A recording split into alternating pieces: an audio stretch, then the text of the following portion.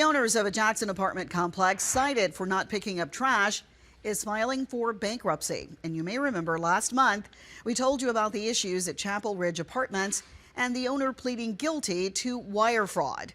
But as our Quentin Smith finds out, the owner now says he never owned the property, despite court records saying otherwise. The property here at Chapel Ridge Apartments has been cleaned. Trash is no longer piling up. Residents can bring their garbage to this dumpster.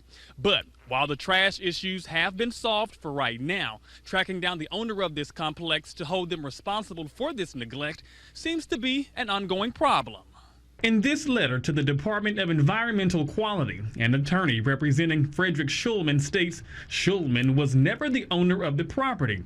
However, he then goes on to acknowledge Schulman as the managing member of the limited liability company that owns Chapel Ridge, and proceeds to say Schulman resigned from the position well before problems at Chapel Ridge were reported.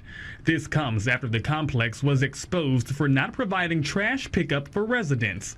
Our Drone 3 camera shows you how the trash was stacked up and scattered everywhere. The letter goes on to say two groups own the complex, and the owner of those groups and the complex is Moshe Silber. He is now behind bars after pleading guilty to one count of conspiracy to commit wire fraud affecting a financial institution. Turns out, Schulman also pleaded guilty to that same exact charge. Court records show both men are connected to a bribery scheme.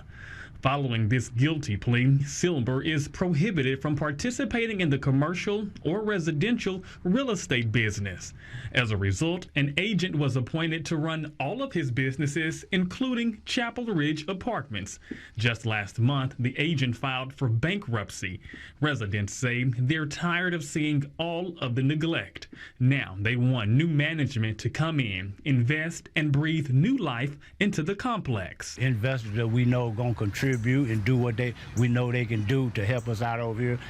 We want people that's spiritually led and have a vision for this area. What we doing, we mowing the yard, we showing them that we more respectful of ourselves. We just want them to show that, invest in it. Invest in your communities here in Jackson. With this being private property and due to bankruptcy being filed, a stay has been placed on this property, meaning Jackson City leaders cannot come to the complex to clean or board things up.